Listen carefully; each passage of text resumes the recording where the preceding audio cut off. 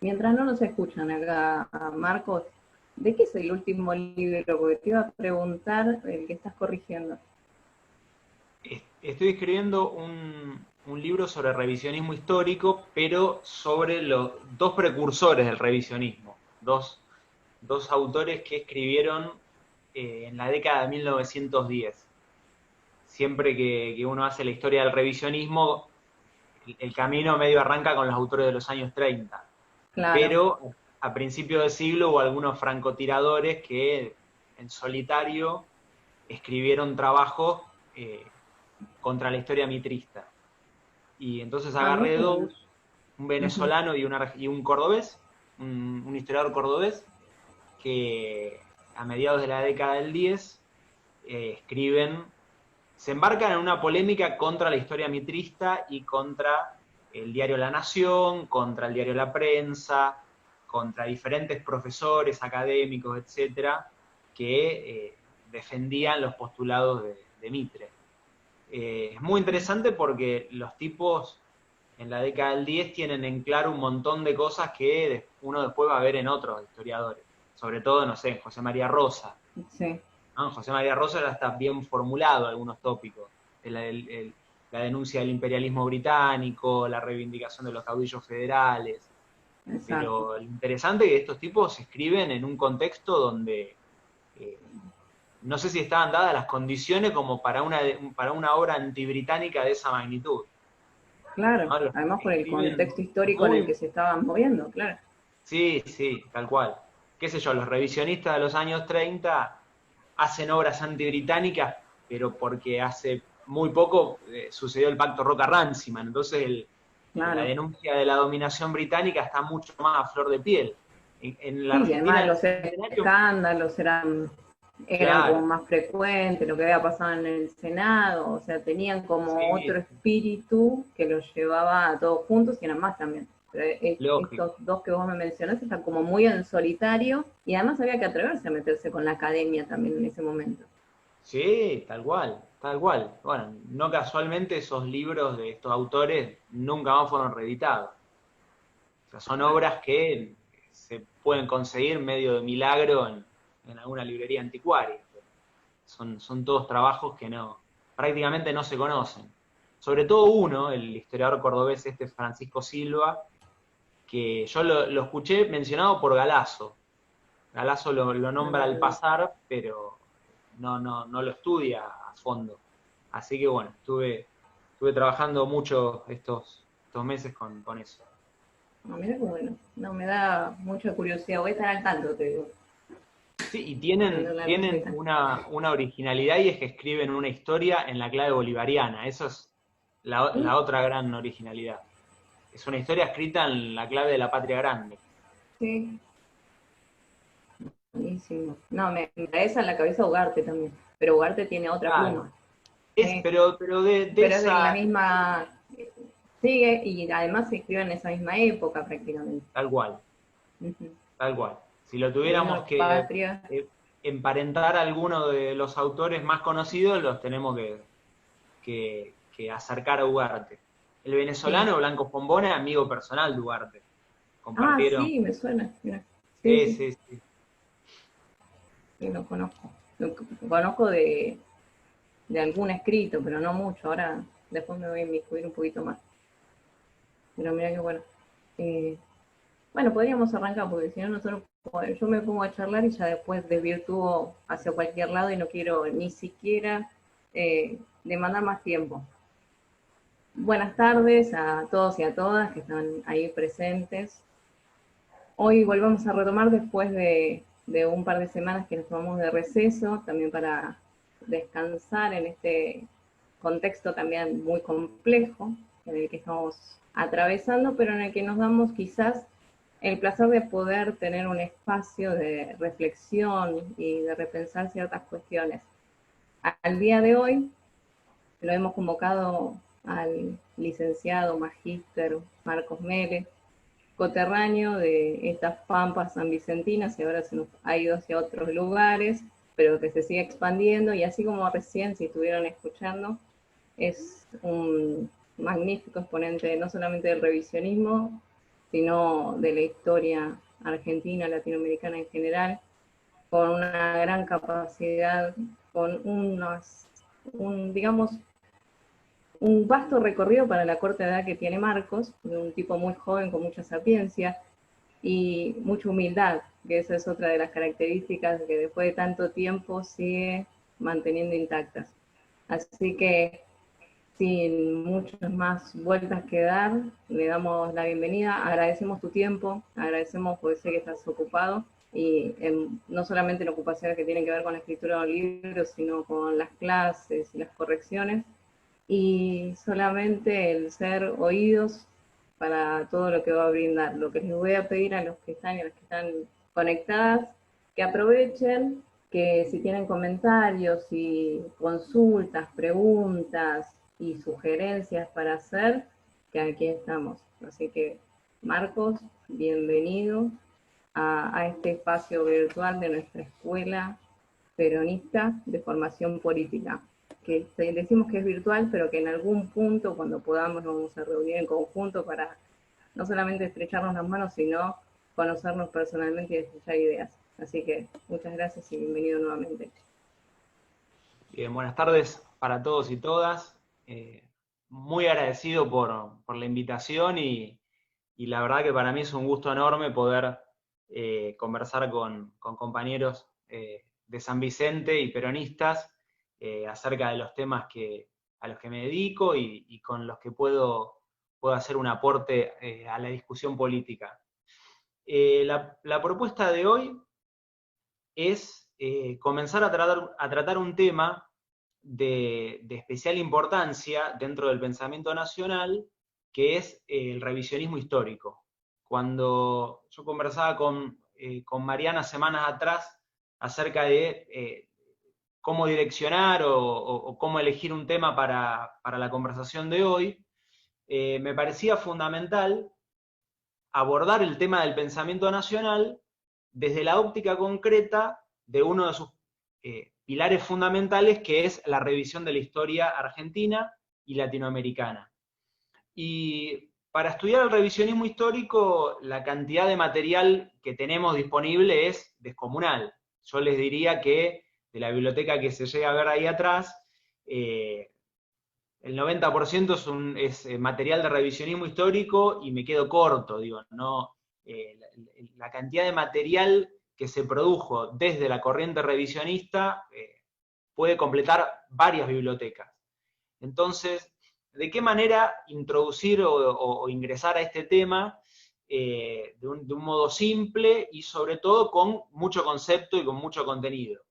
El primer trabajo que pensé es, creo yo, el gran escrito para introducirnos en el revisionismo histórico, que es el libro de Arturo Jauretche, Política Nacional y Revisionismo Histórico. Este es un trabajo de Jauretche del año 1959, que reúne una serie de conferencias que Jauretche da en el Instituto de Investigaciones Juan Manuel de Rosas, ¿no? La gran institución encargada de producir y difundir el revisionismo histórico en la Argentina es el Instituto Rosas, fundado en el año 1938. ¿No? Ese instituto va a ser el que reúna, nuclee a todos los principales historiadores revisionistas. Jauretche va a ser uno de ellos. Esta conferencia de Jauretche es una conferencia que no hace un recorrido lineal acerca del revisionismo histórico, presentándonos quiénes fueron todos los historiadores, qué libros sacaron, sino más bien nos sitúa el revisionismo histórico dentro de un problema más grande, que es la discusión cultural en torno a la Argentina. Por eso me parece tan importante meternos en nuestro tema a través de este ensayo de Jauretche. El ensayo de Jauretche es mucho más que una discusión en torno a cómo se escribe la historia argentina.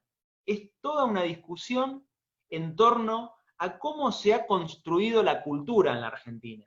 Entonces, me parece que este trabajo es muy importante para ingresar al revisionismo histórico y también para ingresar a los temas que trabaja Arturo Jauretche. Yo no sé si ustedes en algún encuentro anterior se dedicaron a estudiar la obra de Jauretche, que la recomiendo ampliamente. Este es uno de sus trabajos principales. Entonces, para meternos a política nacional y revisionismo histórico, me parece que antes tenemos que hacer una definición, una precisión conceptual que nos va a permitir entender desde dónde analiza la historia argentina Arturo Jauretche. Y esa definición, Jauretche no la da en este libro, sino que la da en un libro anterior, en un libro del año 57, que es Los Profetas del Odio, ¿no? Los Profetas del Odio, 1957, Política Nacional y Revisionismo Histórico, 1959. En Los Profetas del Odio, Jauretche va a discutir un tema fundamental en su obra, que es el tema de la colonización pedagógica. Esta es una gran definición de la obra de Jauretche que nos va a permitir ingresar a la discusión acerca del revisionismo histórico mejor parados. Veamos qué quiere decir Jauretche con esto de colonización pedagógica. Jauretche, citando a otro gran pensador, a otro gran escritor nacional, que fue Jorge Abelardo Ramos, Jauretche va a diferenciar las tácticas de dominación empleadas por los países imperialistas en las colonias y en las semicolonias. Jauretche va a decir que en las colonias, que son territorios dominados por la vía militar, territorios ocupados militarmente, el problema de la discusión en torno a la cultura no adquiere tanta importancia. ¿Por qué? Porque, insisto, son territorios donde la dominación se produce a través de la fuerza, ¿no? Ejércitos de ocupación. Ahora bien, ¿qué pasa con las semicolonias? Dice Jauretche siguiendo a Ramos. Las semicolonias son territorios en lo político soberanos, son territorios al menos formalmente soberanos, territorios que tienen una independencia declarada, que tienen himnos, que tienen banderas, que tienen una demarcación geográfica en los mapas, que tienen ejércitos nacionales, constituciones. Dice, ¿qué pasa en la situación de estos países que formalmente son soberanos? En esos países, dice Jauretche, la dominación no se produce a través de la fuerza, de la invasión militar, sino que se produce por una vía mucho más sutil y mucho más segura, que es la dominación a través de la cultura. ¿Bien? Entonces, esa primera mirada es lo que nos permite comenzar a darle vuelta al tema de la colonización pedagógica. Jauretche afirma, en los países que tienen soberanía política formal, una invasión militar es muy costosa y además muy insegura para el país imperialista. ¿Por qué es costosa e insegura? Es costosa porque implica movilizar fuerzas, movilizar tropas, ejércitos, la armada, y además es insegura porque la invasión del propio territorio genera en la población dominada un sentimiento de rechazo muy fuerte por el invasor. ¿Bien? Entonces, Jauretche dice, los países imperialistas, en los territorios que han logrado conformar su propia soberanía, la estrategia por excelencia de dominación es la estrategia cultural, de formar la cultura del país dominado para de esa manera naturalizar la dominación. Y Jauretche diría algo más, no solo naturalizar la dominación, sino observar la dominación en términos benéficos, ¿no? La dominación como algo que alienta el progreso del país dominado. Bien, entonces, quiero detenerme en esto porque es fundamental para entender lo que Jauretche va a decir acerca de la historia. Jauretche en este escrito, Política Nacional y Revisionismo Histórico, va a hablar de historia falsificada. Una y otra vez, cuando ustedes lean el trabajo, se van a encontrar con el Jauretche dice que en la Argentina ha predominado una historia falsificada. ¿Qué es la historia falsificada? Es la expresión de la colonización pedagógica en el terreno concreto de la historia. Jauretche dice, la colonización pedagógica se disemina por todos los ámbitos de la cultura del país dominado. Se conforma una literatura colonial, se conforma ideas filosóficas en clave colonial, doctrinas políticas, ideas económicas. Toda la cultura del país dominado se desarrolla en clave colonial. Bueno, esto mismo que vemos en diferentes ámbitos, Jauretche dice, se expresa también en el terreno concreto de la historia. En el país, en un país semicolonial, vamos a tener una historia semicolonial. Entonces, para ir de lo general a lo particular, cuando Jauretche habla de colonización pedagógica, dentro de esa colonización pedagógica sitúa la denominada historia falsificada. La historia falsificada es una deformación colonial de la manera en que los argentinos observamos nuestra historia. Me quiero detener en esto y quiero poner algunos ejemplos concretos. Si recuerdan lo que les decía hace unos minutos, Jauretche diferenciaba las estrategias de dominación de los países imperialistas. Y Jauretche decía, la invasión militar es una vía muy insegura. Pensemos el caso concreto de la Argentina. 1806 y 1807, cuando este territorio aún integraba el virreinato del Río de la Plata, se producen dos invasiones británicas fallidas. Dos invasiones que además van a ser repelidas no solamente por las fuerzas, sino además por el pueblo en armas. Va a ser la propia población local la que va a expulsar a los británicos del territorio. 1806, 1807.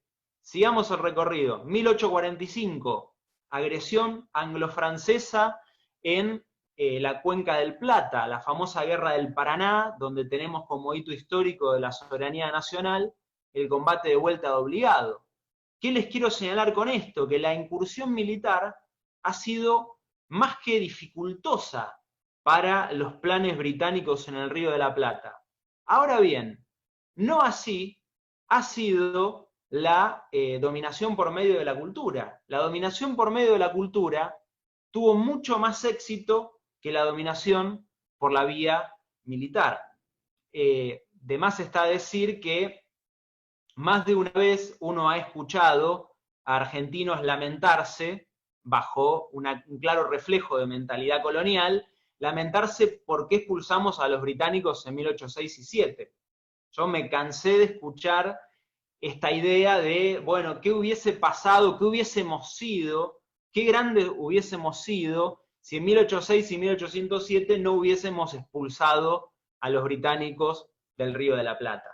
Entonces, ¿qué nos muestra eso? Nos muestra la deformación colonial de la manera en que observamos nuestra historia, ¿no? Podemos abundar en ejemplos, pero en un pueblo que ha sabido expulsar de nuestro territorio 3 veces a los británicos, es más que claro, como reflejo de la mentalidad colonial, como hoy en la actualidad abundan argentinos que lucen la bandera británica como una moda.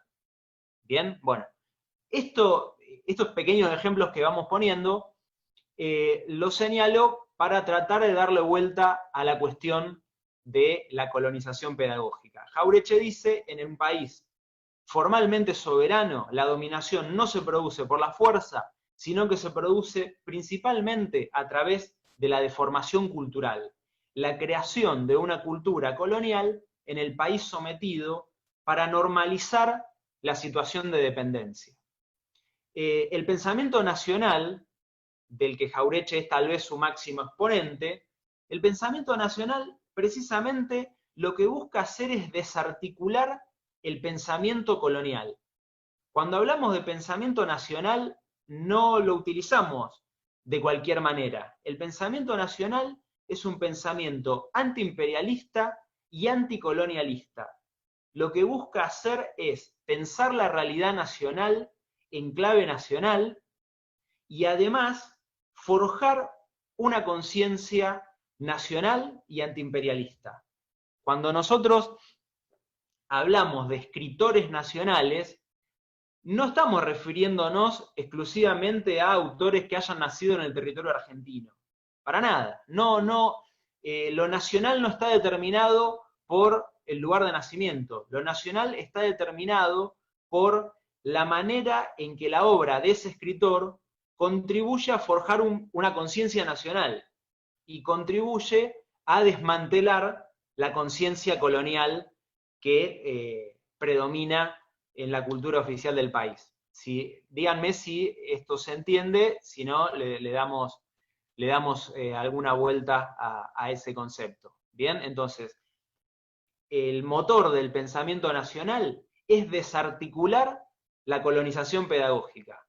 Cuando uno menciona a Hernández Arregui, a Jorge Abelardo Ramos, a Raúl Scalabrini Ortiz, todos estos autores, independientemente del posicionamiento político de los mismos, algunos vienen de la izquierda, otros vienen del nacionalismo, todos estos escritores son englobados dentro de la categoría de pensadores o escritores nacionales. ¿Por qué? Porque son autores anticolonialistas, ¿no? Que ponen en discusión la conciencia colonial que predomina en los países semicoloniales. Entonces, para meternos concretamente en el terreno de la historia falsificada es un instrumento de la colonización pedagógica. Esa historia falsificada desarrolla y forma en los argentinos una manera colonial o colonizada de ver nuestro pasado. ¿Cuáles son los fundadores de la historia falsificada a la que Jauretche cuestiona? Los fundadores de la historia falsificada son los políticos y militares que asumen el control del país una vez que se produce el derrocamiento de Juan Manuel de Rosas en 1852. Jauretche va a decir que en su libro Manual de Sonceras Argentinas, que la libre navegación de los ríos que se instaura a partir del derrocamiento de Rosas en 1852 es una derrota nacional que nos es presentada por la cultura colonial como un gran triunfo nacional. Jauretche intenta poner en evidencia el grado de colonización en que ha sido escrita nuestra historia. Jauretche dice cómo la libre navegación de los ríos es un triunfo nacional. Si los pueblos del Río de la Plata encadenaron las aguas del río Paraná justamente para impedir el avance de la flota anglo-francesa. Como si los pueblos resistieron esa invasión, años después es que se produce por una vía pacífica esa concesión a los británicos. Bien, Jauretche discute y plantea esto, ¿no? Entonces, ¿quiénes son los que elaboran la historia falsificada? Los vencedores de Rosas. Puntualmente, acá tenemos que pensar en una figura que es Bartolomé Mitre. No podemos estudiar y pensar las obras de Jauretche sin entender quién fue Bartolomé Mitre. Bartolomé Mitre, a través del diario La Nación, Mitre es el fundador del diario La Nación, Bartolomé Mitre va a ser el gran difusor de la historia falsificada. Historia que además es una historia de carácter oficial. Es la historia que se va a utilizar para la enseñanza escolar. Los manuales escolares van a estar redactados en función de esta historia falsificada, pero no solo los manuales escolares, sino también los nombres de las calles, los nombres de las ciudades y pueblos, la construcción de los monumentos, todas las vías de difusión de la historia van a estar recorridas por esta historia falsificada que, más que la historia de nuestra nación, es la historia de nuestra colonialidad. ¿Bien? Entonces Bartolomé Mitre es el máximo exponente de esta historia falsificada, va a ser presidente durante su presidencia se va a producir el genocidio del pueblo paraguayo durante la guerra de la Triple Alianza, y después de su paso como presidente y como militar, Mitre, a través del diario La Nación, se va a encargar de deformar nuestra historia y exponerla en diferentes libros. Veamos concretamente cuáles son las características principales de esta historia falsificada o historia mitrista contra la que discute el revisionismo histórico. Una primera característica de la historia falsificada, que ya en cierta forma la adelantamos en la primera parte de este relato, una primera característica es que es una historia forjada bajo una mentalidad colonial. Bien, el hilo conductor de esa historia es la dependencia de la Argentina respecto al capital británico, asumida como algo, podemos decir, benéfico o civilizador. Ya pusimos el ejemplo concreto de quienes se apenan por la expulsión de los británicos en 1806 y 7. Esa característica no la vamos a ahondar porque ya la estuvimos trabajando. ¿Cuál es la segunda característica de esta historia falsificada o historia mitrista que cuestiona Jauretche? La segunda característica es que desde el lente de esta historia, el motor de la historia son los individuos y no los pueblos. Esto me parece fundamental a la hora de pensar las implicancias políticas que tiene esta historia oficial o historia falsificada. La historia la realizan, la empujan los grandes hombres y no los pueblos, que son entendidos en cierta forma como aquellos que entorpecen la acción civilizadora de esos grandes hombres. ¿Quiénes son los grandes hombres de la historia oficial? Principalmente Bernardino Rivadavia. Ustedes conocerán el nombre de Rivadavia por ser quien tristemente inició la historia de la deuda externa en la Argentina, ¿no? Año 1824, el empréstito con la casa Baring Brothers da inicio a nuestra bicentenaria casi historia de endeudamiento externo. Para Mitre, Bernardino Rivadavia no va a ser el promotor de nuestro endeudamiento, sino va a ser el más grande hombre civil que ha dado esta tierra. La historia mitrista es un largo elogio a la figura de Rivadavia. Rivadavia, insisto, va a ser el gran hombre de la primera mitad del siglo XIX, pero dentro de esa secuencia de grandes hombres va a aparecer Domingo Faustino Sarmiento, y también va a aparecer el propio Bartolomé Mitre. ¿Cómo se piensa la relación de esos grandes hombres con los sectores populares? Una relación de permanente tensión. Los grandes hombres son aquellos que quieren introducir y desarrollar la Europa en América, y son los pueblos, para la historia falsificada, aquellos que entorpecen su labor civilizatoria. Son los pueblos bárbaros y atrasados aquellos que vienen a poner un freno al progreso y a la civilización, ¿no? Esta es una gran idea que aparece de manera permanente en esta historia falsificada. ¿Cuál es la tercera característica de la historia falsificada? La historia falsificada es un relato escrito para legitimar el modelo de libre comercio implantado después de la independencia, ¿no?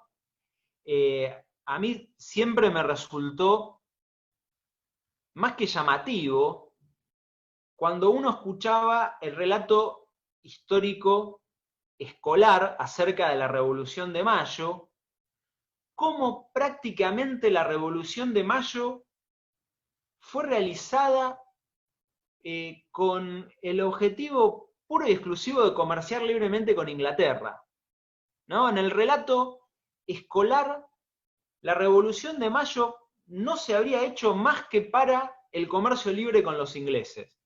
Esto es una gran deformación de la historia argentina. ¿Por qué es importante tratar esto? Porque si nosotros vemos la Revolución de Mayo desde esa óptica, la Revolución de Mayo fue motorizada pura y exclusivamente por el minúsculo sector de comerciantes de la ciudad puerto. Es una revolución de un sector social más que reducido, es una revolución sin pueblo. Bien, es una revolución hecha para el comercio libre con los ingleses. ¿Qué otra deformación plantea esta visión? La otra deformación es que desconecta la Revolución de Mayo, que acontece en Buenos Aires, de todo el movimiento revolucionario que abraza a América Latina de norte a sur por esa misma época. En el relato escolar de la Revolución de Mayo, nos encontramos con que es algo que acontece en Buenos Aires y no nos enteramos que es un movimiento revolucionario que se está desarrollando a lo largo y a lo ancho de toda Iberoamérica. ¿Bien? Entonces, esa es una de las grandes falsificaciones que va a instaurar Bartolomé Mitre y que se van a reproducir a lo largo de los años, ¿no? La Revolución de Mayo para consagrar el libre comercio con los británicos. Y una cosa más, es una revolución que se hace movida por un muy fuerte sentimiento anti-español, ¿no? Una de las grandes falsificaciones de la historia oficial es el profundo odio, no solo a los pueblos originarios, sino también a España. El odio a los pueblos originarios y el odio a España van acompañados por una muy fuerte anglofilia, ¿no? La admiración a Inglaterra en lo económico y a Francia en lo cultural. Sigamos caracterizando a esta historia falsificada.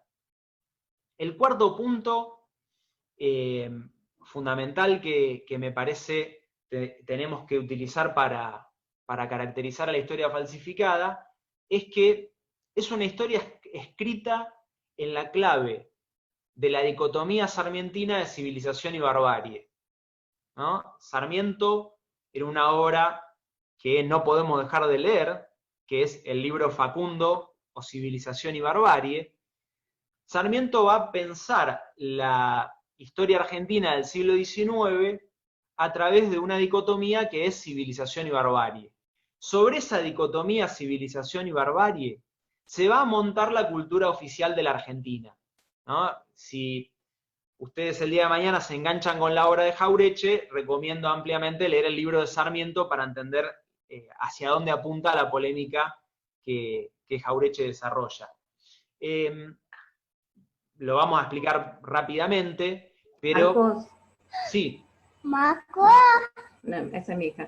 Pero no quiero interrumpirte, pero lo voy a tener que hacer porque deja nos tenemos unos segunditos y se va a cortar. Lo que quisiera decirte a vos y a los compañeros y compañeras es que retomamos con las mismas coordenadas, las mismas credenciales, así quedamos con esta civilización y barbarie para explicar y de paso quedan latentes ahí escuchando y le da la expectativa para volver a conectarse. Buenísimo. Y te dejamos ahí el enganche como cuando te vas a la pausa. Dale, si quieren cortamos ahora y volvemos en unos minutos. Dale, dale. Buenísimo. Nos vemos. Sí, cuando me digan, ¿eh? Si querés retomamos desde bueno. Lo que estábamos con civilización y barbarie. Muy interesante. Buenísimo. Estábamos caracterizando a la historia falsificada o historia mitrista que cuestiona Jauretche, y estábamos señalando cuáles eran los puntos principales de esta manera de ver la historia. Habíamos dicho que es una historia escrita en clave colonial, es una historia donde el motor de esa historia son los grandes hombres, los individuos, y no los pueblos. Acá vale la pena hacer una nota al pie de página y vale señalar que en los escritos de Eva Perón va a cuestionar esta manera de escribir la historia. Eva Perón va a decir, la historia no la realizan los individuos, tal como lo piensa nuestra historia oficial o nuestra historia mitrista. Pero tampoco la historia la hacen los pueblos en soledad. La dinámica histórica, plantea Eva Perón, se produce a partir de la conjunción, de la unión entre el conductor, el caudillo popular y los pueblos.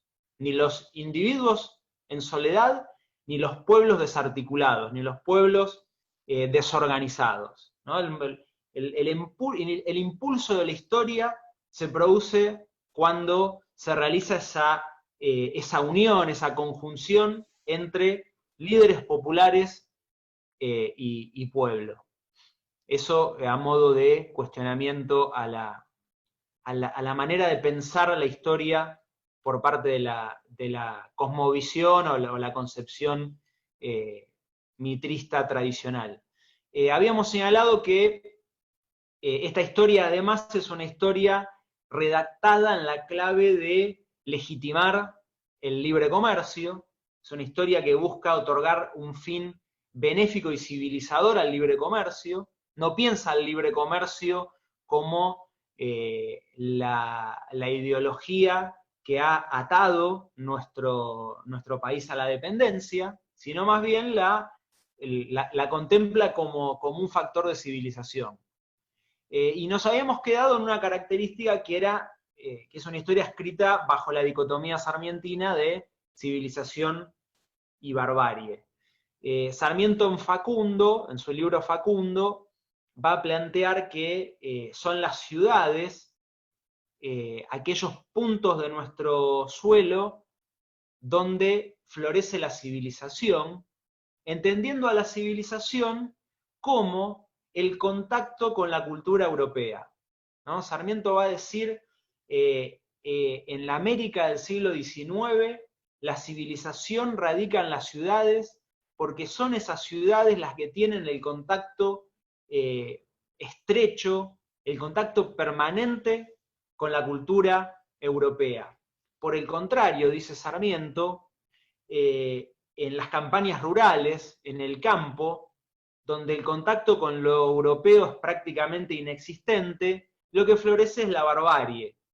Y dentro de ese escenario, dice Sarmiento, teñido por la barbarie, los líderes de esos sectores sociales rurales, los caudillos, no pueden ser otra cosa que bárbaros que atentan contra el avance de la civilización. Entonces, toda la historia del siglo XIX, explicada o desarrollada a través de las obras de Bartolomé Mitre, sobre las que se redacta a su vez la enseñanza escolar, son obras que catalogan a los líderes populares, a los caudillos, como mera expresión de la barbarie y sobre todo como traba, como obstáculo al progreso y a la civilización.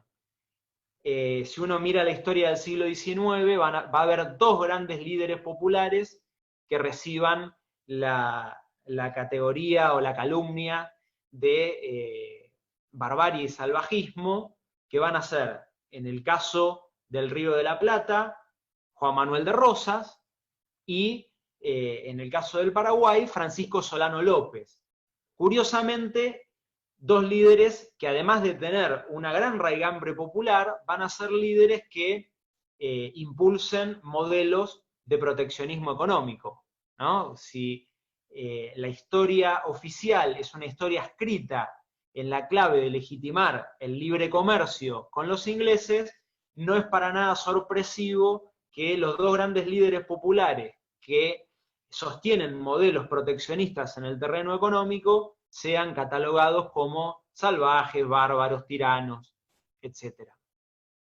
¿Cuál es la última categoría o cuál es el último elemento de esta historia oficial o historia mitrista, dice Jauretche. Es una historia escrita desde la concepción geográfica de las patrias chicas. Y acá nos metemos en otro de los grandes conceptos de la obra de Arturo Jauretche. Para poder profundizar el concepto de patria chica, es importante tener en cuenta un libro de Jauretche que es Ejército y Política. En ese libro, Jauretche va a profundizar lo que para él son las dos corrientes políticas de la Argentina a lo largo de toda su historia. Una corriente que Jauretche dice se reduce o se limita a la ciudad-puerto, a Buenos Aires y a sus inmediaciones, una corriente integrada por los letrados admiradores de la cultura europea, insisto, las ideas económicas inglesas y la cultura francesa. Esa cosmovisión, ese sector social que Jauretche va a denominar la inteligencia, son los intelectuales que tributan la cultura europea y plantean que la cultura europea es la cultura universal. Ese sector social, esa capa intelectual, va a ser la que difunda en el país el modelo de las patrias chicas, ¿no? La máxima expresión de esto es Bernardino Rivadavia. Rivadavia va a ser el gran exponente político de la burguesía comercial de Buenos Aires, y Rivadavia, cuando le toque gobernar, va a gobernar desde el modelo de la patria chica, o sea, Buenos Aires predominando por sobre todo el resto del país, y con una profunda desvinculación de América Latina, ¿no? La concepción de las patrias chicas es una concepción pensada desde un localismo exacerbado. El culto a Buenos Aires y el desprecio por el interior, al que se lo considera bárbaro, y el desprecio por América Latina que América Latina es un continente mestizo, es un continente bárbaro, que para esta lectura, para la lectura de los unitarios, para la lectura de Rivadavia, no es más que atraso. Bien, entonces la lectura de las patrias chicas, dice Jauretche, reduce lo geográfico al localismo portuario. Al contrario de esa corriente, dice Jauretche, se desarrolla la corriente de la patria grande. Corriente que va a buscar recuperar, recomponer la unidad político-territorial de Iberoamérica.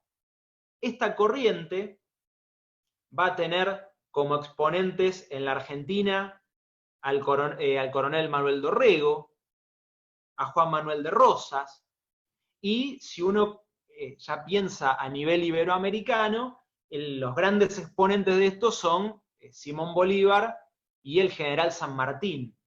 A diferencia de la mentalidad de patria chica que reduce el país al puerto, esta mentalidad, la cosmovisión, la proyección de la patria grande, va a pensar en clave continental. El nacionalismo ya no va a ser un nacionalismo reducido, minúsculo, sino va a ser un nacionalismo continental, iberoamericano, latinoamericano. Utilicemos el concepto que preferamos.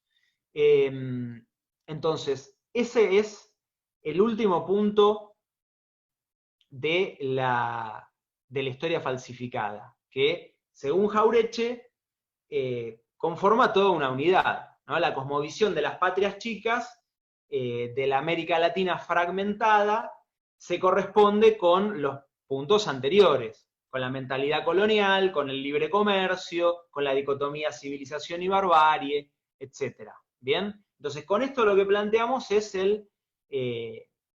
los puntos principales del relato histórico que Jauretche va a cuestionar en el libro. ¿Qué es el revisionismo histórico? Si Jauretche discute la historia falsificada, tenemos que pensar qué es el revisionismo histórico frente a esa historia falsificada. Y nosotros arrancamos esta charla señalando que La historia falsificada, ¿qué es? Es la expresión en el terreno de la historia de la colonización pedagógica, ¿no? Es cómo se manifiesta la colonización pedagógica o pedagogía colonial en el ámbito concreto de la historia. ¿Qué es el revisionismo histórico? El revisionismo histórico es la expresión del pensamiento nacional en el terreno de la historia. Si dijimos que el pensamiento nacional es una corriente que lo que busca hacer es desmantelar, desarticular la pedagogía colonial que predomina en nuestra cultura, el revisionismo histórico da esa batalla en el terreno concreto de la historia. Es por eso que el gran historiador revisionista Fermín Chávez va a decir que el surgimiento del revisionismo histórico expresa la lucha de los argentinos por alcanzar una conciencia nacional, por desarrollar una conciencia propia o una autoconciencia, como va a decir este autor. Por eso, Fermín Chávez, en un libro que recomiendo ampliamente, dentro de los grandes libros del revisionismo, Fermín Chávez, en el libro La cultura en la época de Rosas, va a decir qué es el revisionismo histórico. Es la historia de nuestra descolonización, ¿no? Es la manera de quitar la mentalidad colonial o colonizada en la manera en que miramos nuestra historia. Para cerrar y dar lugar a las preguntas, al intercambio, no nos olvidemos lo que plantea Jauretche en Política Nacional y Revisionismo Histórico.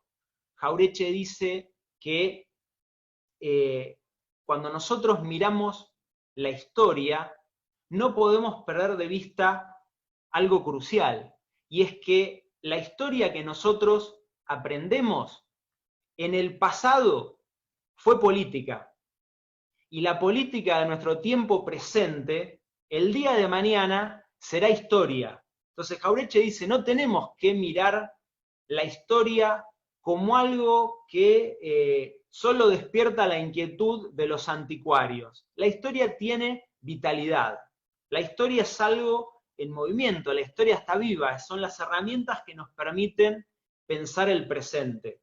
Bien, entonces, Jauretche dice, no podemos apoyar, no podemos desarrollar una política nacional sobre la base de una historia falsificada o una historia colonizada. Una política nacional, entendiendo lo nacional estrictamente en el sentido de la palabra, ¿no? La afirmación nacional, el desarrollo soberano de un país, no podemos sostener una política nacional sobre la base insegura de una historia colonizada. Es por eso que Jauretche encuentra una íntima relación entre política nacional y revisionismo histórico. El revisionismo histórico va a formar una conciencia nacional para poder acompañar las transformaciones políticas del presente. Bien, por acá ya es todo. Les paso la palabra a ustedes para algunas preguntas o los comentarios e intervenciones que consideren adecuados. Bien, no sé si algún compañero o compañera quiere hacer alguna pregunta. Yo mientras tanto quería abusar de tu conocimiento, pero me interesaría que puedas hacer esta relación dentro de lo que son los gobiernos peronistas, ¿sí? De cómo ha sido el análisis que ha hecho Perón, el gabinete y demás, acerca de cómo llevar a cabo una política nacional, qué hacer con el tema del revisionismo histórico. No sé si es explayarte y después invitamos a que el que quiera, que abra su micrófono, diga, o si no, a través del chat, como ustedes les gusten. Acá hay una compañera que dice que sos un crack, así que te lo leo porque lo pusieron hace un rato en mensaje.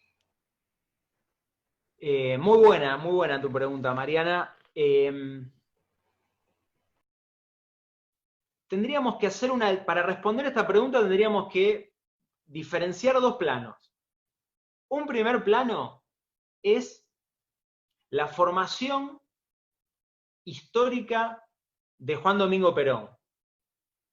Y otro plano es cómo se llevó a cabo una política de la historia a lo largo de sus gobiernos. Porque muchas veces suele haber una confusión acerca de eso y se suele afirmar que Perón no tenía conciencia sobre el revisionismo histórico durante sus primeras dos presidencias y que recién se va a ser revisionista luego de su derrocamiento. Eso es falso. Entonces, primero me detengo brevemente en la formación de Perón y después avanzamos hacia concretamente lo que fue su gobierno. Perón va a conocer, va a estudiar historia en el colegio militar de la mano de dos profesores de historia.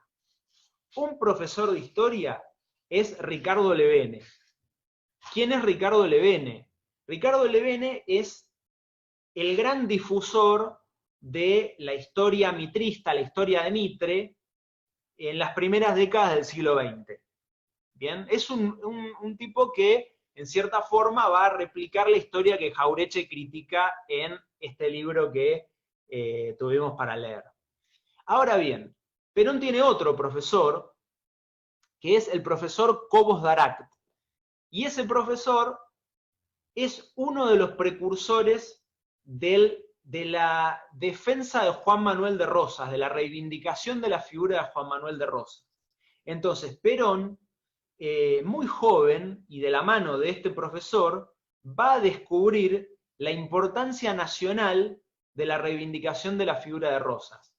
El temprano rosismo de Perón se va a expresar en una carta que Perón le envía a sus padres en los tiempos de su formación militar, donde va a manifestar su profunda admiración de Juan Manuel de Rosas por haber resistido con coraje a los dos enemigos históricos de la Argentina, que dice, son el Imperio del Brasil y el Imperio Británico, ¿no? Esto aparece, insisto, muy temprano en Perón. ¿Qué pasa cuando Perón gobierna? Cuando Perón gobierna, en los primeros dos gobiernos no vamos a observar la institucionalización, podemos decir, la oficialización del revisionismo histórico. Para decirlo bien claro, cuando Perón gobierna, no va a imponer el relato revisionista como política oficial de la historia. Perón va a decir algo bastante interesante, y es que cuando le achacan esto, cuando lo critican por no haber impulsado el revisionismo desde el Estado en sus dos primeros gobiernos, Perón va a decir, tenía bastante quilombo con los vivos, como para encima ponerme a pelear contra los muertos, ¿no? Como para encima dar una batalla en el terreno del pasado. Esto fundamentalmente se lo cuestionan porque cuando se produce la nacionalización de los ferrocarriles, los ferrocarriles nacionalizados van a llevar el nombre de los próceres de la historia oficial, ¿no? Sarmiento, Mitre, Urquiza, etc.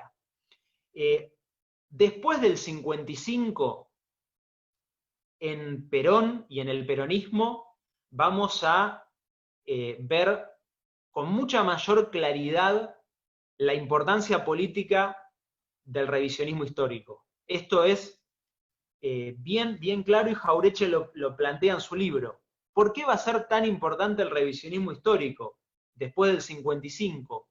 Primero, porque la revolución fusiladora va a equiparar a la figura de Perón con la figura de Rosas. Se va a publicar, una vez producido el derrocamiento de Perón, un libro titulado El Libro Negro de la Segunda Tiranía. Es decir, el gobierno de Perón ha sido la segunda tiranía, entendiendo a la primer tiranía como la del restaurador o la del tirano, el dictador Rosas. ¿Bien? Entonces, ¿qué ¿qué dice Jauretche? A partir de el relato que impone la revolución fusiladora, se forma dentro del peronismo una conciencia mucho mayor acerca de defender en el terreno del pasado a ese otro gran líder popular que fue Rosas. ¿Bien? Eso es lo que plantea la revolución fusiladora, es la famosa línea Mayo-Caseros. ¿Bien? La revolución de Mayo logra la independencia de nuestro territorio y la batalla de Caseros, en la que se derroca a Rosas, termina de consumar la obra. ¿Bien? Entonces, esto en gran medida lo va a alentar la revolución fusiladora. La otra cuestión, me parece muy importante, es que entre 1955 y 1973 asistimos a los años de la proscripción del peronismo. Y fundamentalmente, cuando el gobierno de Aramburu impone el decreto 4161 de prohibición de los nombres de Perón, Eva Perón, Partido Justicialista, la Marcha Peronista, la Tercera Posición, etc., cuando la revolución fusiladora impone el silencio a través del decreto 4161 y además de los fusilamientos infames de junio del 56, los escritores nacionales encontraron una forma importante de hacer política a través de la historia. Entonces, ustedes van a ver que en esos años de proscripción del peronismo van a desarrollarse un montón de obras fundamentales del pensamiento nacional y del revisionismo histórico. Pero insisto, ¿en qué clave? En la clave de hacer política a través de la historia. No es casual que la gran mayoría de los libros de Arturo Jauretche hayan sido publicados en el periodo de la proscripción del peronismo, ¿no? Jauretche, antes de la proscripción del peronismo, había publicado un solo libro, que es su poema El paso de los libres del año 1934. Después de eso se dedicó a los escritos de militancia, a los escritos de intervención política, los cuadernos de forja, artículos en innumerable cantidad de periódicos, pero no había hecho una obra sistemática. ¿En qué momento hace esto Jauretche? En el momento de máxima proscripción y derrota nacional que supone el periodo 1955-1973. En este periodo, disculpan Mariana por la respuesta tan larga, en este periodo es que Perón además va a tener contacto personal a través de cartas con la gran mayoría de los autores del revisionismo o del pensamiento nacional. En este momento Perón se acerca mucho más a Fermín Chávez, a Hernández Arregui, a Jorge Abelardo Ramos. Con todos ha tenido cruce de cartas, comentarios sobre sus libros, etc. En el tercer gobierno peronista, muchos de los autores del revisionismo y del pensamiento nacional van a ocupar algunos espacios de relevancia. Arturo Jauretche va a ser nombrado a cargo de la editorial de la Universidad de Buenos Aires, y José María Rosa, de quien vamos a hablar en el próximo encuentro, José María Rosa va a ser nombrado embajador en Paraguay a partir de el enorme aprecio que el pueblo paraguayo tuvo por José María Rosa, por su escrito, por su libro, La Guerra del Paraguay y las Montoneras Argentinas. Entonces, en el tercer gobierno es mucho más claro el vínculo con los revisionistas y los escritores nacionales. No, maravilloso. Y además de decir, de recomendar, de leer todos los autores que mencionaste. Ahora lo que te voy a leer son algunas de las preguntas que hicieron compañeros y compañeras en el chat. Por ejemplo, Dale. Joel pregunta si Jauretche formaba parte de Forja junto a Scalabrini Ortiz, o está equivocado, y cómo es la génesis de la relación de Jauretche con Perón. Mili, te las hago juntas, así vos después elegís y seleccionás cómo armar las respuestas. Milagros pregunta, ¿qué autores revisionistas hay en la actualidad?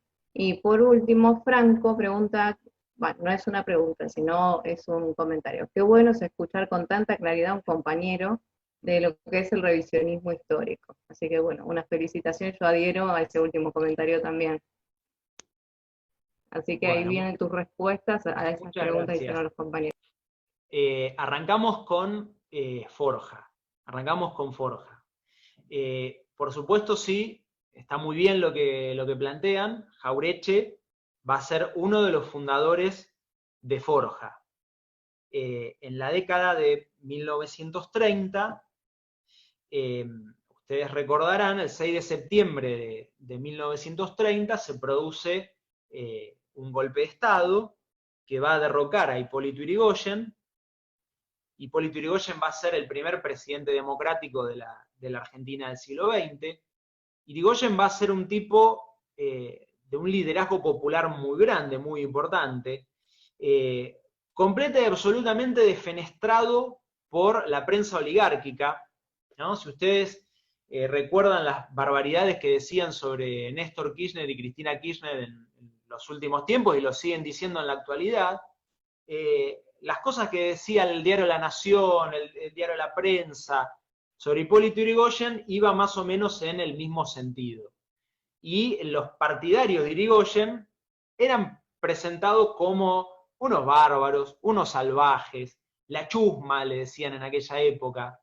Bueno, cuando se produce el derrocamiento de ese primer líder popular, que es Yrigoyen, en septiembre del 30, Yrigoyen fallece en 1933, y la Unión Cívica Radical va a quedar en manos, la conducción de la Unión Cívica Radical va a quedar en manos del otro jefe del partido, que es Marcelo Torcuato de Alvear. Marcelo Torcuato de Alvear va a liderar una corriente interna dentro del radicalismo, que son los radicales anti-yrigoyenistas. O sea, radicales que van a cuestionar el liderazgo popular de Yrigoyen. Para decirlo en los términos de la época, Jauretche y los radicales yrigoyenistas cuestionaban a los alvearistas diciéndole radicales galeritas. ¿Por qué le decían radicales galeritas? Porque la galera era el atuendo habitual de los sectores oligárquicos de la Argentina. Entonces son radicales que están mucho más cerca de figuras como Carlos Pellegrini, Julio Argentino Roca, etcétera, que de el líder popular que es Hipólito Yrigoyen. Insisto, cuando muere Yrigoyen en el 33, la UCR queda en manos de Alvear, y un grupo de radicales yrigoyenistas se va a levantar contra la conducción claudicante de Alvear.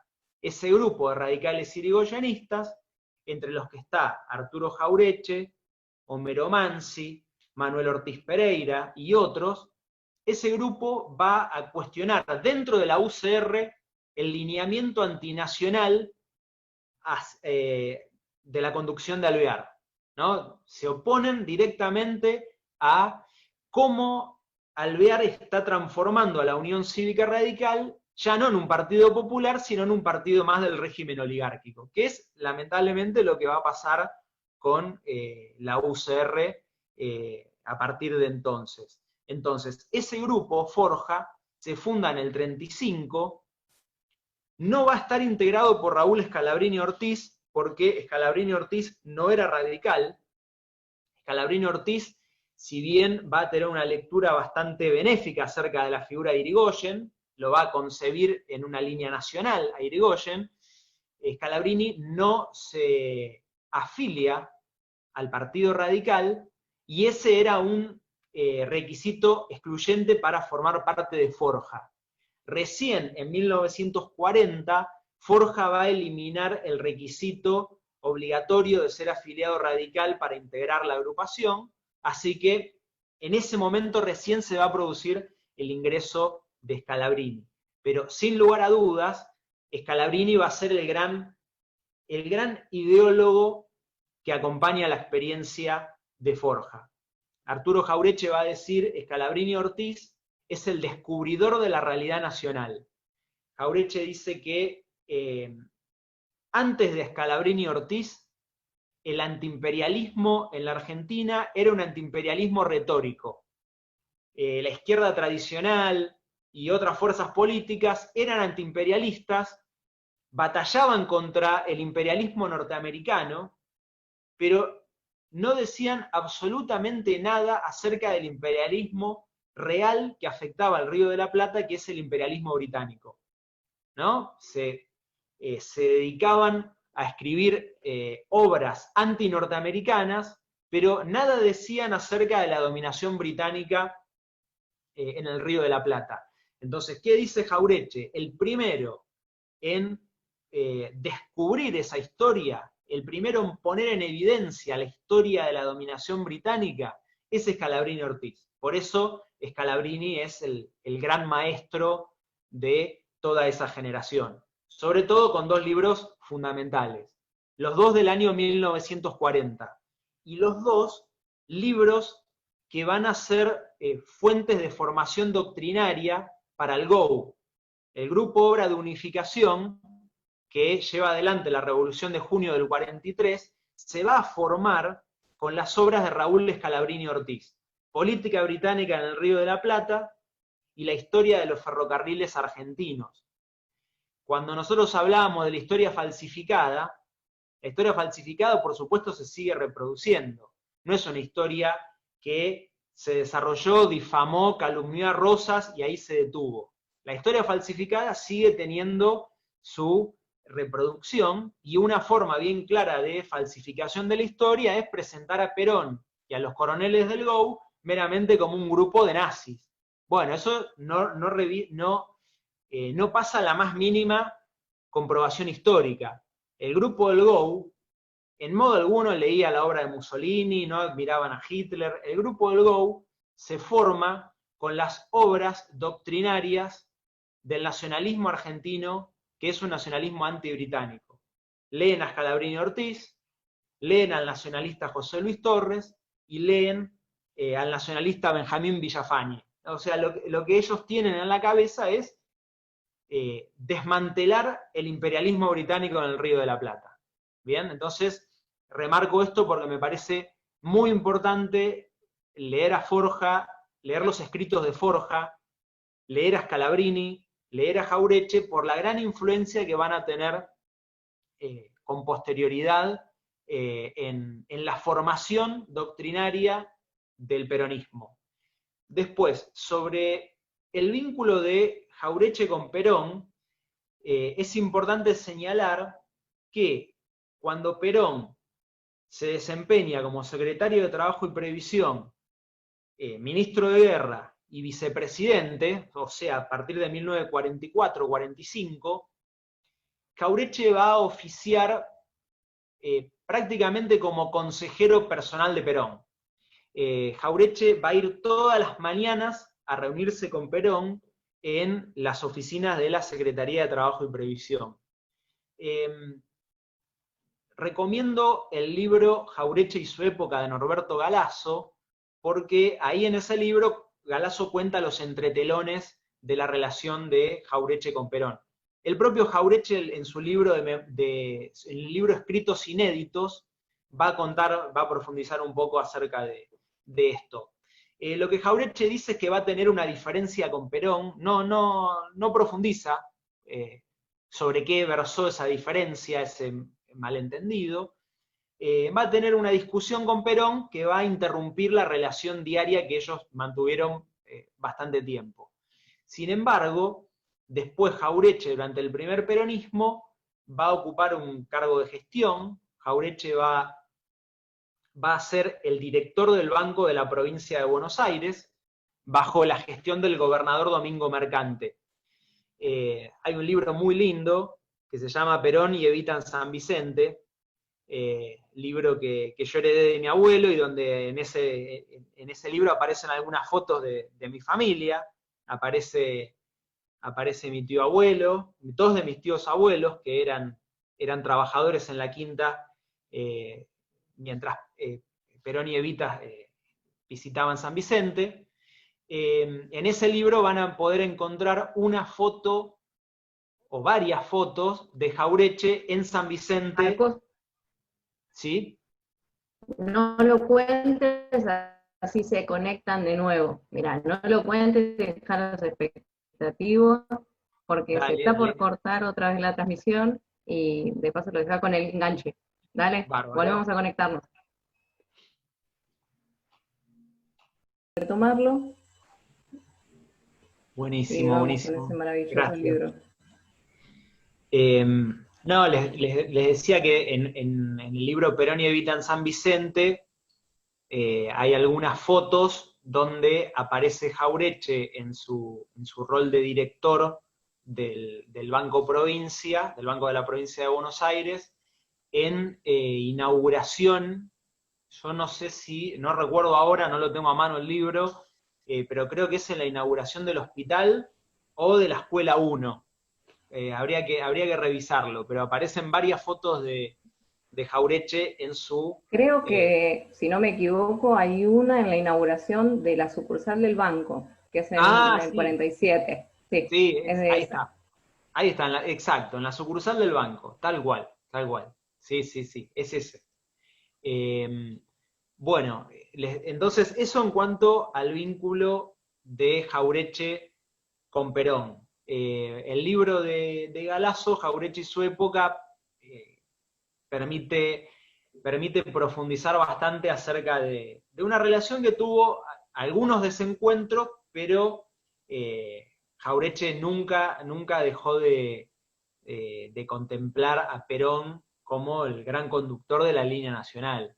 Eh, Más allá de que pudieran haber tenido algunas diferencias coyunturales, eso estuvo siempre claro en Jaureche, siempre en los tiempos de proscripción del peronismo, Jaureche fue una figura clave a la hora de formar una conciencia nacional en amplios sectores de la población argentina, ¿no? Las obras de Jaureche se transforman en bestseller,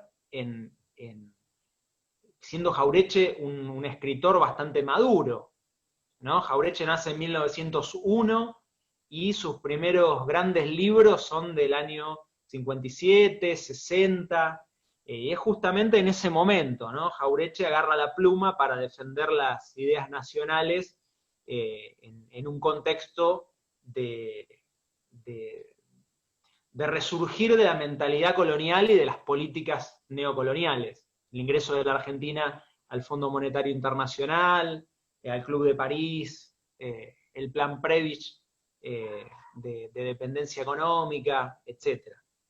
Había otra consulta, recordámela porque me Sí, olvidé. había una de las compañeras que te había preguntado si en la actualidad hay algún autor o hay autores de revisionismo histórico. Bien, bien. Sí, sí, por supuesto que en la actualidad hay exponentes del revisionismo histórico.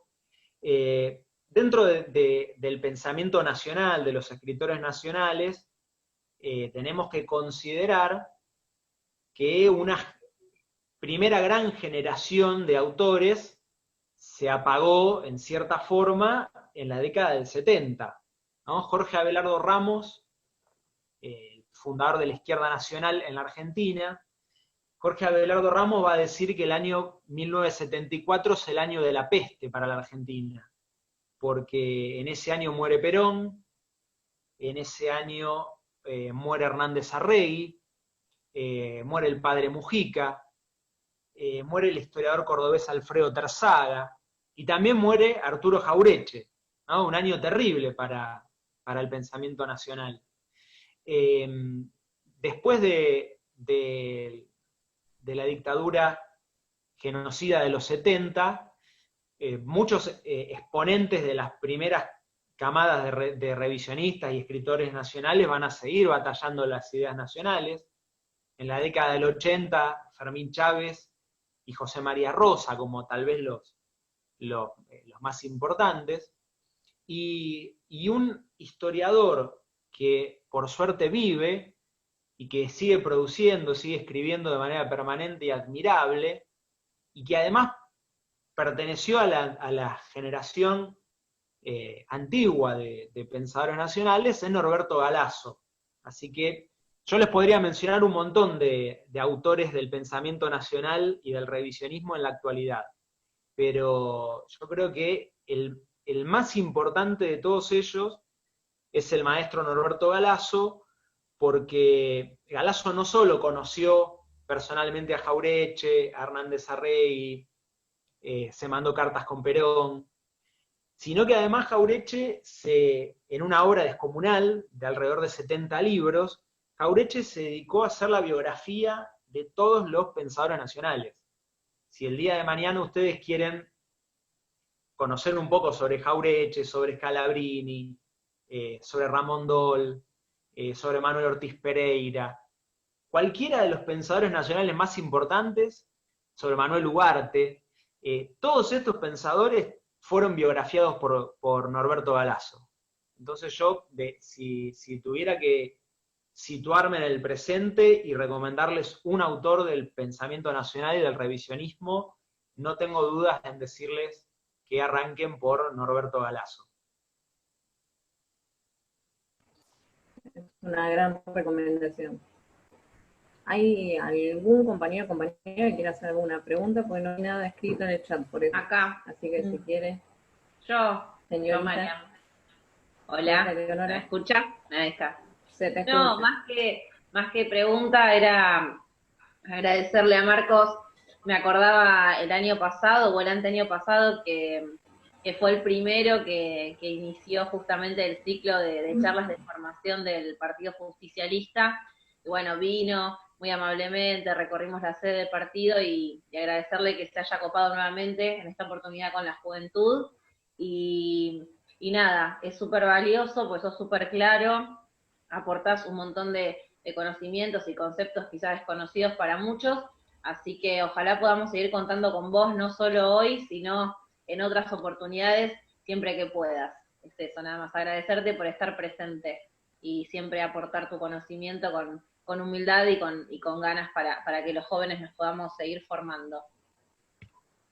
No, gracias a ustedes por la invitación y por supuesto más que contento de poder conversar y discutir estas ideas que para los que nos dedicamos al pensamiento nacional estamos convencidos que no tienen que ser ideas que solo circulen en las cuatro paredes de la universidad, sino al contrario, de difundirse y circular lo más posible. Justamente el pensamiento nacional se desarrolló, nació contra las academias y su relato sacralizado sobre nuestra historia oficial que ya estuvimos discutiendo. Así que...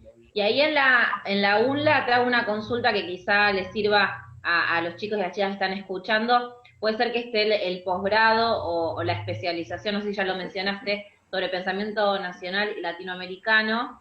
Si querés contar un poco brevemente, o sea, primero hay que hacer una carrera de grado y luego poder hacerlo, más o menos cómo es, para que los compañeros y las compañeras sepan y quizá en algún momento quieran engancharse en esa carrera.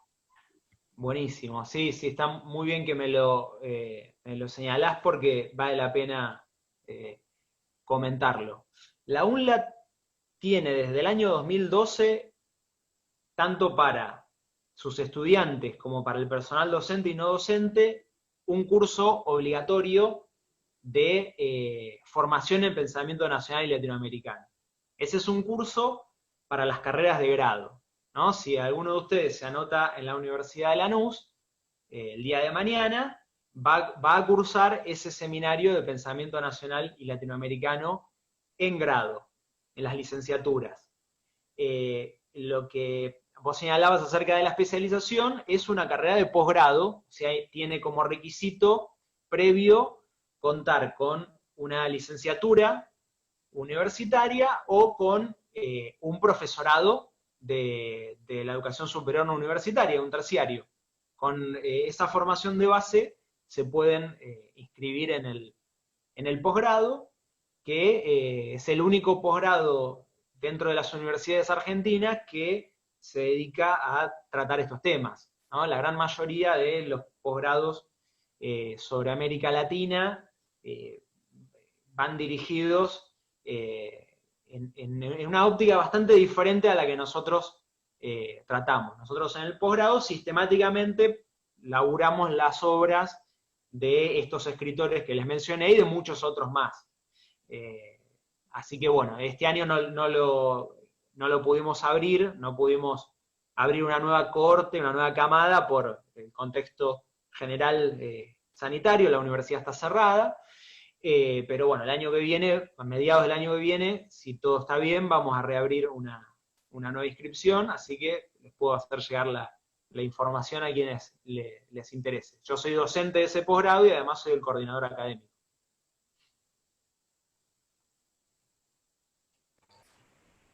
Bien, y acerca de lo que a mí me interesa, dos cuestiones. Principalmente la vigencia que sigue teniendo esto de la adecuación, digamos, de la discusión del pensamiento nacional, debido a que todo el tiempo estamos confrontando quizás con la pedagogía colonial, no solamente dentro de las instituciones terciarias e incluso universitarias.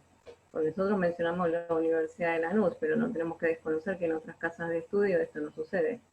Y también el que no pierda vigencia por una cuestión de interés y soberanía, principalmente. Esto de recalar, así como estás hablando hoy con la juventud y el poder repensar estas ideas, que no son para nada inocentes cuando vienen del otro lado y de la contra, sino que están hablando de un proyecto económico, político, social y cultural. Entonces, son ideas importantísimas que deberían tener raigambre y discusión continua.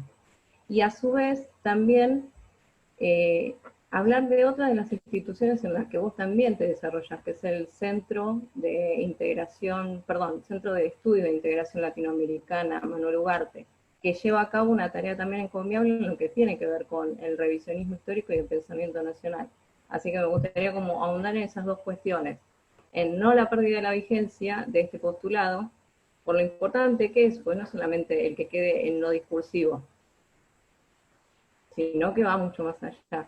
Y el segundo, en el que, si querés difundir y decir la tarea que hacen dentro del centro de estudios, lo importante que tiene, el material importantísimo también que proveen, no solamente en forma bibliográfica, sino también en audios, libros, podcasts que se pueden bajar y quizás después podemos dar en las redes para que lo puedan.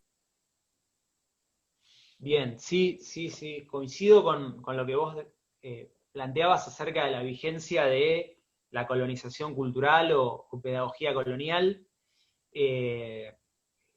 Lo que Jauretche plantea en 1959 tiene amplia vigencia para el presente. Yo estudié la carrera de historia en posgrado, nivel posgrado, y puedo dar fe de que esto que plantea Jauretche en el libro, la pedagogía colonial expresada en la historia, tiene plena continuidad. No es un tema que Jauretche trató y se solucionó, sino es algo que se continúa reproduciendo a lo largo de los años. Digo, pongo un ejemplo para que vean cómo esto se continúa alimentando y le da actualidad al planteo de Jauretche. Yo recuerdo un seminario de posgrado que cursé sobre peronismo, donde las palabras introductorias del profesor fue, bueno, todos los aquí presentes sabemos que el gobierno de Perón fue un gobierno antidemocrático y ¿no? Siguió con su desarrollo. Fue lo primero, o sea, presentó un seminario sobre peronismo, afirmando como una verdad revelada que el peronismo fue una experiencia antidemocrática. Y eso, por supuesto, generó una discusión descomunal, porque uno de los estudiantes le dijo, no, pero ¿cómo fue una experiencia democrática si ¿no? los tres gobiernos contaron con un apoyo popular enorme en la vía electoral y además incorporó a los derechos políticos a la mitad de la población con el sufragio femenino, la ley de sufragio femenino de 1947? ¿Cómo fue antidemocrático? Y la respuesta del profesor, en una discusión sangrienta, una discusión terrible, la respuesta del profesor fue: el peronismo fue una experiencia antidemocrática porque no se ajusta a los parámetros de la definición de democracia del politólogo italiano Giovanni Sartori, que considera que la democracia es la libertad de prensa, ta, ta, ta, ta, ta, ta, ta. O sea, esa fue la respuesta, fue una clara manifestación de el pensamiento colonial, del pensamiento de importación. O sea, una respuesta que no piensa el peronismo como una experiencia política, histórica y social de la Argentina, propia de la Argentina, de América Latina, etcétera, sino que la cataloga, la conceptúa desde una categoría de democracia, un parámetro de democracia formulado por un autor extranjero y que poco y nada tiene que ver con la realidad concreta del peronismo. Entonces digo, esto sigue con una vigencia absoluta. Pongo un último ejemplo y ya pasamos a lo otro. Cursé también a nivel posgrado un seminario sobre la guerra del Paraguay, perdón, sobre la historia latinoamericana del siglo XIX, donde la guerra del Paraguay no apareció en lo más mínimo, ¿no? Conocimos en detalle los regímenes electorales en diferentes países, pero la guerra más importante del siglo XIX en América Latina no mereció la más mínima reflexión. Bueno, esto a modo de ejemplo de lo que vos planteabas, Mariana. Por el otro lado, lo del centro de estudios, efectivamente, nosotros en la Universidad Nacional de Lanús integramos un centro, que es el Centro de Estudios de Integración Latinoamericana Manuel Ugarte, y es un centro donde trabajamos en diferentes líneas, compañeros que provienen de diferentes formaciones, politólogos, geógrafos, historiadores, filósofos, largos, etcétera, y que estamos abocados al estudio de la historia y el presente de América Latina. Yo concretamente en ese centro me encargo de lo que es el estudio del pensamiento nacional. Yo me encargo de estudiar la obra de Duarte, la obra de diferentes autores del pensamiento nacional, pero digo, no es un centro exclusivamente abocado a recuperar la figura de Ugarte, sino que hay un montón de líneas de investigación y además es un centro que produce muchos cursos y actividades abiertas a la comunidad. Por ejemplo, esta semana, ahora que comienza, vamos a dictar un seminario sobre Manuel Ugarte y sobre historia latinoamericana, que es un seminario abierto a quienes quieran inscribirse sin requisito de ser alumno de la universidad. Bien, yo no hicimos no sé si les llegó la difusión para el curso que se abre ahora, pero lo damos todos los años, así que pueden, tal vez el año que viene, si les interesa, sumarse a ese seminario. Para esta camada tenemos 16 alumnos de la UNLA y tenemos 59 estudiantes externos, así que gracias a la virtualidad vamos a tener el desafío de poder llevar el seminario a diferentes puntos. Genial, además de súper recomendable. Y recomendable también la obra de Ugarte, que no lo mencionamos quizás mucho, pero también es recomendable la lectura, por lo menos para conocer acerca de su pensamiento acerca de Latinoamérica. No sé si alguien quiere hacer algún comentario, alguna pregunta o algo más. Yo, perdón, Mariana, sobre eso Sí. les pregunto y lo dejo Ahí picando. a la decisión de ustedes. Otra opción Sí. para el próximo encuentro es trabajar la obra de Ugarte, que dice muchas cosas bastante diferentes, que van más allá de lo que es el revisionismo histórico. Eso lo dejo... Eso lo podríamos dejar para otra clase, incluso. Sí, sí. Porque podríamos, la clase que viene ya tenemos enmarcado que va a ser sobre José María Rosas. Bárbaro, sí, sí. Para mí es maravilloso. Y Genial. quizás podríamos plantear para más adelante alguna clase especialmente sobre Ugarte y sobre las líneas que desarrolla. Bárbaro. de Sí, cómo sí. se enmarcan dentro de nuestra historia tranquilamente y cómo dentro del periodismo también. Eso Excelente. podríamos ya comprometerte públicamente, mira. Dale, Bien, dale. bueno, creo que ha dejado atónito al público presente en forma virtual. Así que simplemente agradecerte otra vez el tiempo, la claridad de la exposición y obviamente los invitamos también a que lean a José María Rosas, así lo pueden apreciar con más claridad y lo pueden relacionar quizás eh, mucho más fluidamente con la explicación de la semana que viene.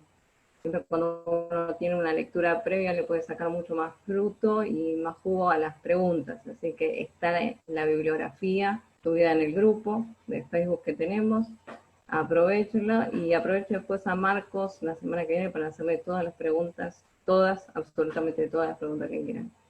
Así que muchísimas gracias, Marcos.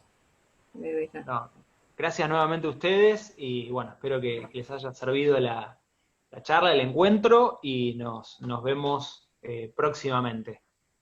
Nos Les vemos. mando un Gracias, abrazo. Marcos. Hasta luego. Que Saludos. sigan bien. Hasta luego. Saludos. Hasta luego.